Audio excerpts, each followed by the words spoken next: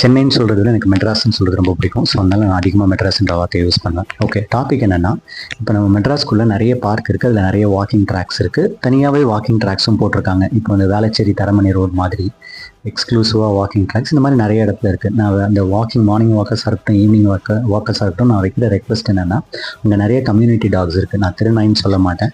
இந்த கம்யூனிட்டி டாக்ஸுக்கு உங்களால் முடிஞ்சது உங்கள் வசதிக்கு ஏற்ப ஒரு 3 ரூபா பிஸ்கெட் பாக்கெட், 5 ரூபா, 10 ரூபா, இந்த மாதிரி நிறைய வெரைட்டியில் பிஸ்கெட்ஸ் பேக்கெட்ஸ் இருக்குது. அதை கொஞ்சம் வாங்கி நீங்கள் போகும்போது, எல்லா நாய்க்களும் இல்லை, உங்களுக்கு சில நாய் பிடிச்சிருக்கும் இல்லையா, அந்த நாய்ங்களுக்கு 1 2 அது உங்களோட வசதியை பொறுத்து அந்த நாய்ங்களுக்கு ரெகுலராக நீங்கள் ஃபீட் பண்ண அதுங்களும் காம் டவுன் ஆகும். உங்களுக்கும் ஒரு பேட்டர்ன் வரும். நீங்கள் பசங்களை கூப்பிட்டு போனீங்கன்னா அவங்களுக்கும் ஒரு கைண்ட்னஸ் வந்து இன்னும் கொஞ்சம் இன்க்ரீஸ் ஆகும், ஒரு ரெஸ்பான்சிபிலிட்டி க்ரியேட் ஆகும். இதுதான் நான் எல்லாரையும் கேட்டுக்கிறது.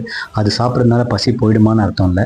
பட் நீங்கள் போடுற அந்த பிஸ்கட்னால அதுங்களுக்கு கொஞ்சம் எனர்ஜி வந்து அதுங்களா தேடி கண்டுபிடிச்சிக்க முடியும் அதுங்களோட உணவை. நன்றி, வணக்கம்.